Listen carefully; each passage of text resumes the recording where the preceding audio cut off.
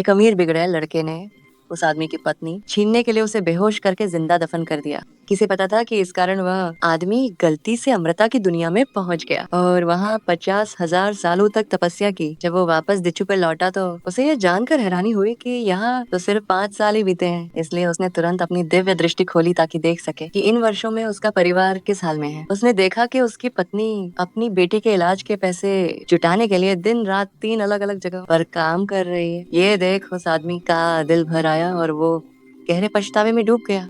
हुआ हुआ मेरी पत्नी, मुझे माफ कर दो। मैंने तुम लोगों के साथ बहुत गलत किया है। अब से मैं तुम लोगों को और कोई कष्ट नहीं होने दूंगा।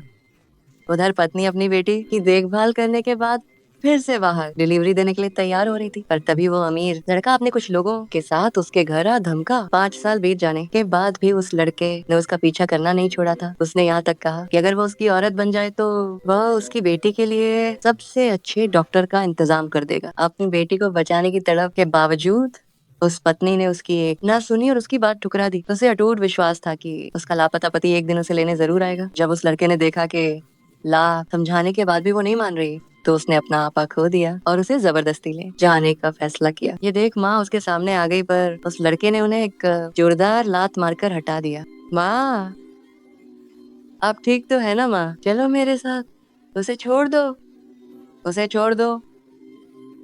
तभी सही मौके पर वो आदमी वहां पहुंच गया और उसने दोनों गुंडों को पीट पीट कर जमीन पर ढेर कर दिया। 5 साल पहले जिसे जिंदा दफन किया था उसे अपने सामने जिंदा देख वो अमीर लड़का दंग रह गया, लेकिन उसकी अकड़ अब भी कम नहीं हुई थी और उसने कहा कि अगर वो लौट भी आया तो क्या फर्क पड़ता है। उसने कहा कि जियांग चेंग में वांगजिया के लिए उसे खत्म करना एक चींटी को कुचलने जैसा आसान है। जैसे ही उसने यह कहा उस आदमी ने आसमान से बिजली गिरा दी, जिससे लड़के के होश उड़ गए। इसके बाद उसने एक ऐसी लात मारी कि वह लड़का 50 मीटर दूर जाकर गिरा। यफान, तेरी इतनी हिम्मत कि तूने मुझ पर हाथ उठाया।